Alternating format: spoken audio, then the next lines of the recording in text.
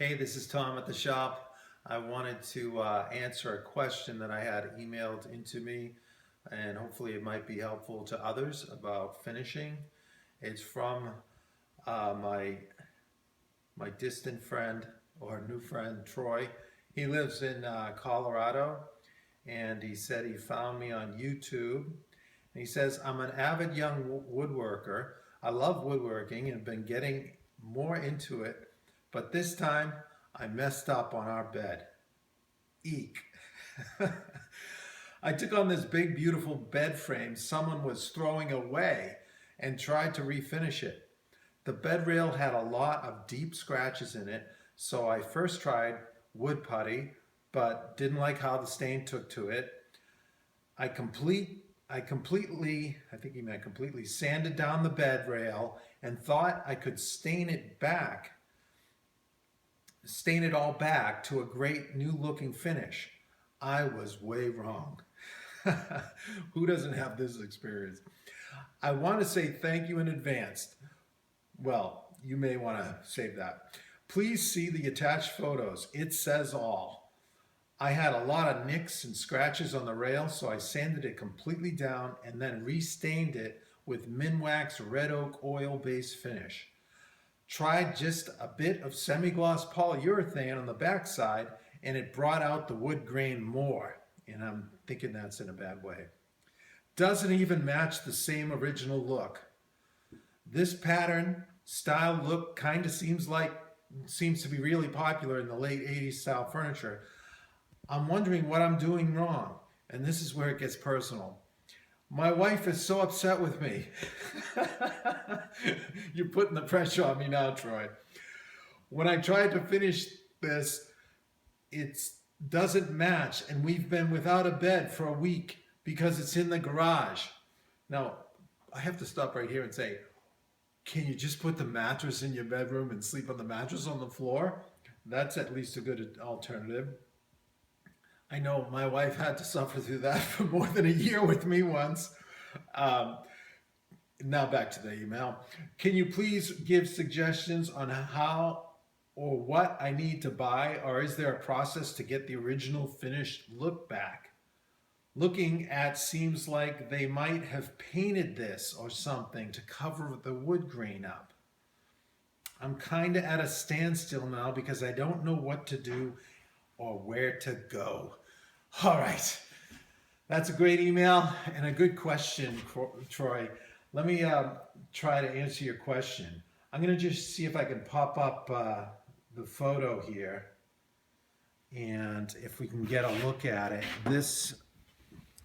This is kind of the sanded area. I can see it looks blotchy. I'm going to go, here's the top of the post. This must be where you sanded and then tried refinishing, and it looks really dark.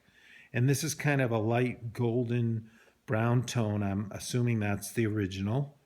Here's another look at that same top. And you can't, because of the glare, I don't think you pick it up here, but that looks dark where probably the Minwax absorbed in, and similar there, dark. So anyway, let me do my best to take a crack at your question. All right, what you're dealing with here is a manufactured bed, and it was finished in a manufactured way. Now, that's not evil or bad. It's just something that you need to understand. So if you're trying to work on it and finish it, you don't get surprised like you did. All right, what's going on here is most manufacturers, they don't buy like real genuine cherry, say, and match up the wood and then just put on a kind of a clear finish and let the natural beauty of the cherry through.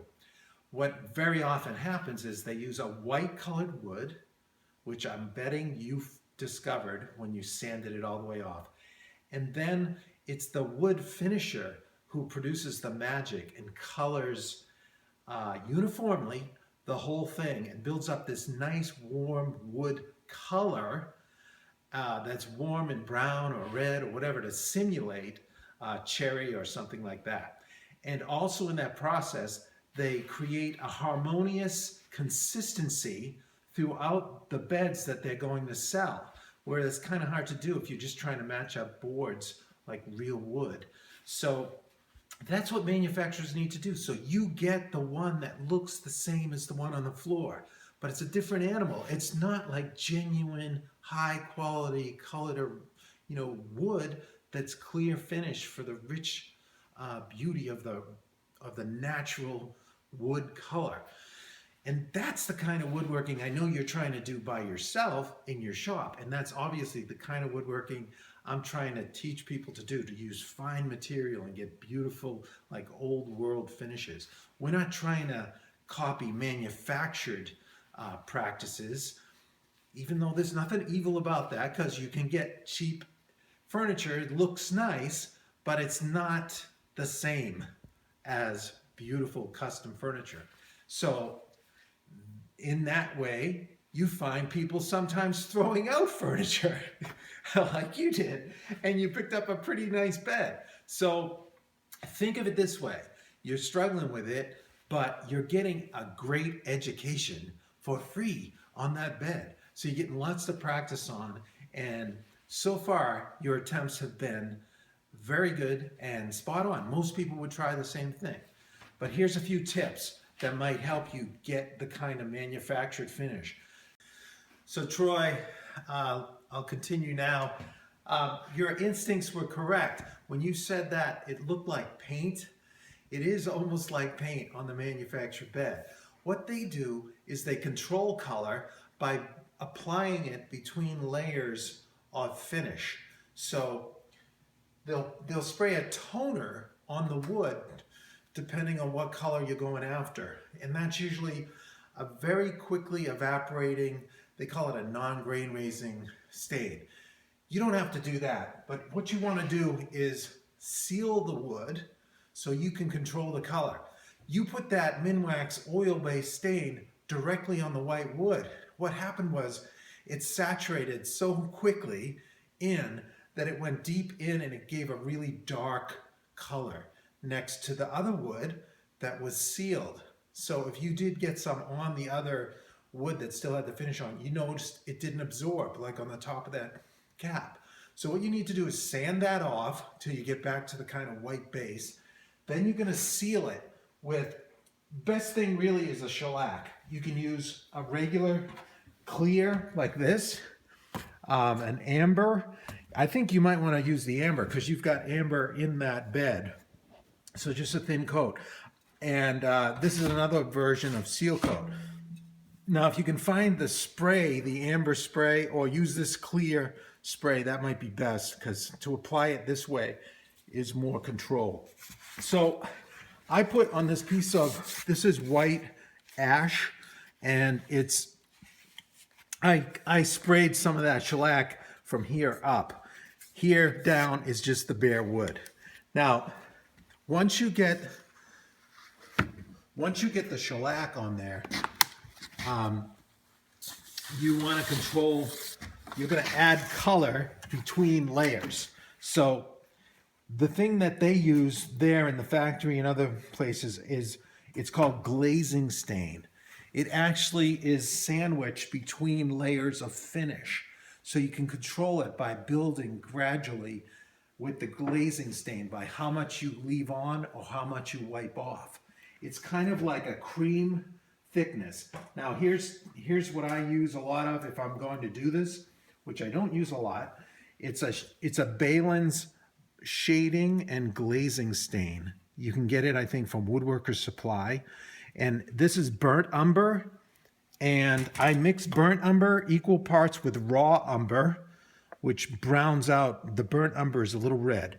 So okay, we got cut off, but all I did was wipe that glazing stain on this board. This is white oak, and I conditioned it from here up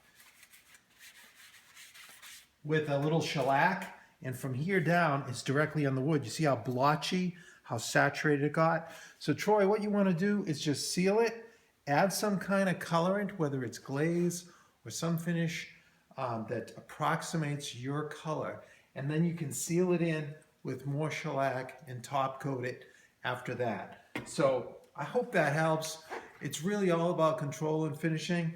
And of course, I can't answer every question with a video like this, but that seemed like a common question. So I hope that helps, and maybe I'll see you down the road on epicwoodworking.com.